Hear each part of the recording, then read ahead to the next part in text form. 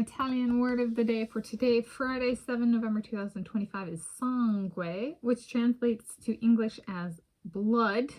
And blood is something inside of a human being or other living organism.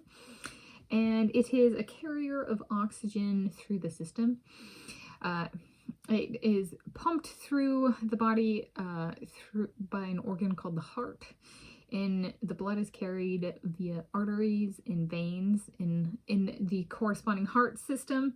And so we can think of it as arteries and veins. They, one is a pipeline of carrying the oxygen to the body, and then one is carrying the in the blood, and then like bringing it back to the blood back to the heart to be pumped again.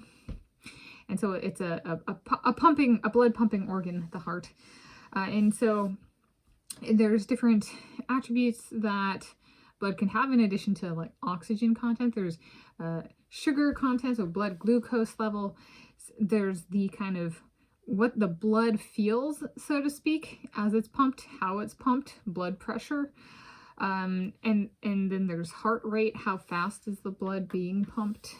You can think of as what the heck is blood glucose? But how does eating sugar or glucose or carbohydrates or whatever, like blood glucose, what is that?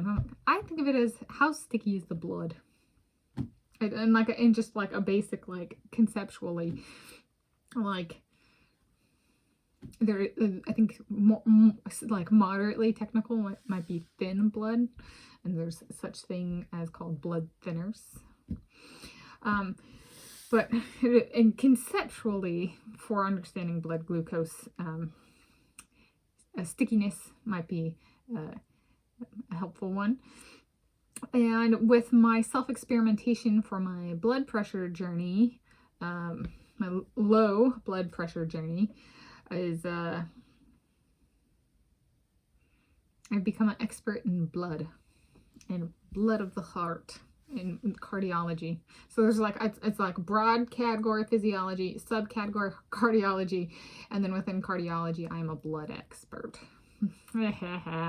So then there's also like blood as in like blood family, like that blood carries information about one's own ancestry and ancestral origins.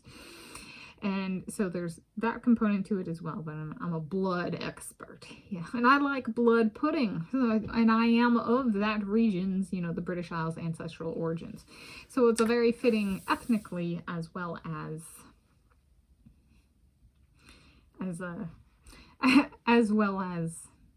in terms of my research.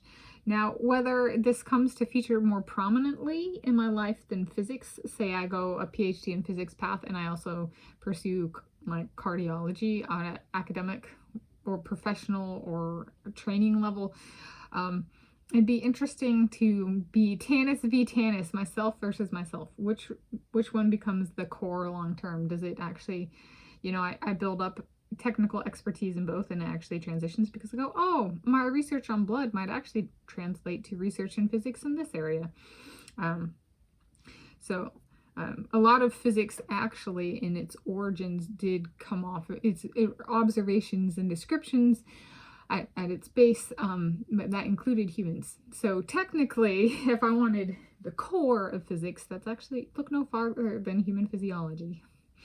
So in that sense, if I wanted like to go as ancient as possible in the world of science, physiology would be a better fit for me than physics, which is like a subset of all possibility, perhaps is a way of thinking of it. So in Italian as sangue, in English as blood.